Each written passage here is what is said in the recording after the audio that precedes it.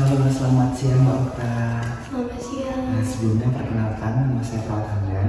Saya merupakan perawat yang berjaga pada shift siang hari ini. Saya lihat Mbak Okta sering menemani Bapak ya? Iya, betul. Oke, baik Mbak Okta.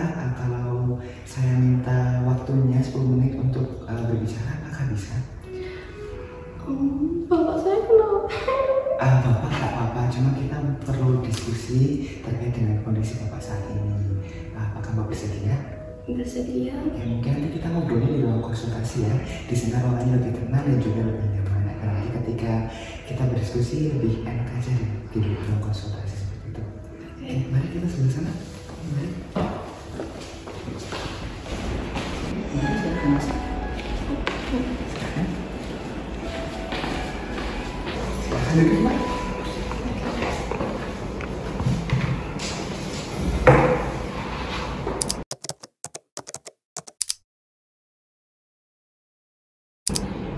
Baik Mbak Okta, saya mau mengucapkan terima kasih banyak yang sebesar-besarnya karena Mbak Okta sudah bersedia meluangkan waktunya untuk melakukan diskusi pada siang hari ini.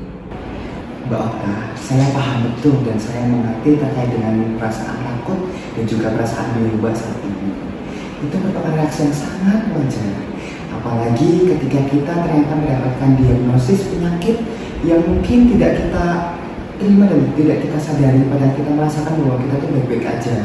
Namun saya sangat mengapresiasi terkait dengan sikap jujur Mbak kepada saya. Mbak Okta, saya percaya dan saya paham bahwa ini merupakan berita yang sangat mengejutkan bagi Mbak dan juga keluarga. Yang tentunya ini juga merupakan situasi yang sulit bagi Mbak dan juga keluarga.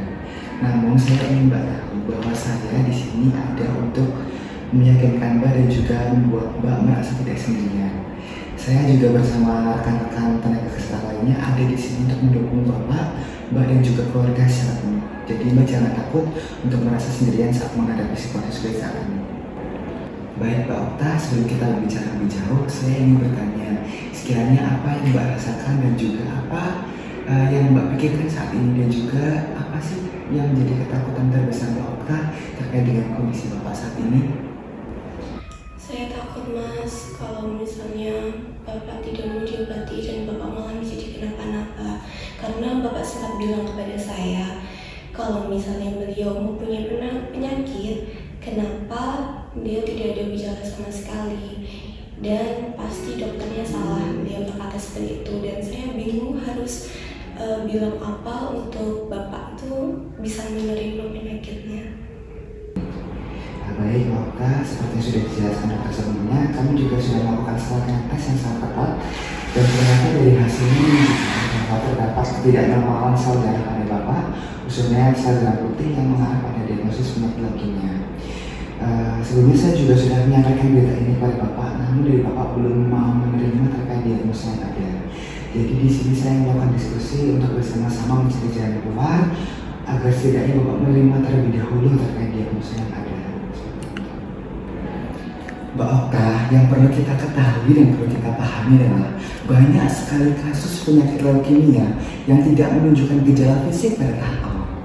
Namun, tanpa kita sadari, penyakit itu mulai timbul atau mulai ada pada sumsum tulang, yang dimana sel-sel darah abnormal itu mulai ada atau mulai diproduksi pada sumsum tulang tersebut. Nah, mengapa sih hasil tes laboratorium itu menjadi sangat penting? Karena hasil tes itu menjadi salah satu indikator untuk kita bisa mengetahui apa yang ada dan terjadi dalam tubuh kita atau lupa. Nah, menunda pengobatan atau menunda tindakan medis itu bisa saja dengan kita menjadi mempercepat sel-sel abnormal itu tumbuh, yang dimana itu bisa terjadi komplikasi atau mungkin terjadi hal-hal yang tidak diinginkan. Nah, pengobatan lebih cepat itu lebih baik karena apa? Kita bisa mencegah atau menghindari hal-hal yang tidak diinginkan.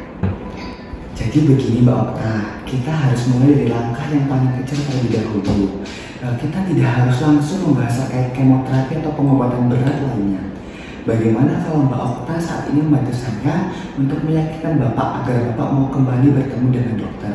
Nanti juga saya akan mengajak dokter untuk kembali bertemu dengan Bapak dan menjelaskan terkait kondisi Bapak secara perlahan. Fokus kita saat ini hanya satu, yaitu untuk membuat Bapak yakin dan mau menerima terkait kondisinya saat ini. Nanti juga saya akan bantu untuk menyiapkan materi edukasi agar Bapak dan juga Mbak Okta lebih paham terkait dengan penyakit dan juga kondisi Bapak saat ini. Apakah Mbak Okta bersedia untuk membantu saya? Bersedia. Baik.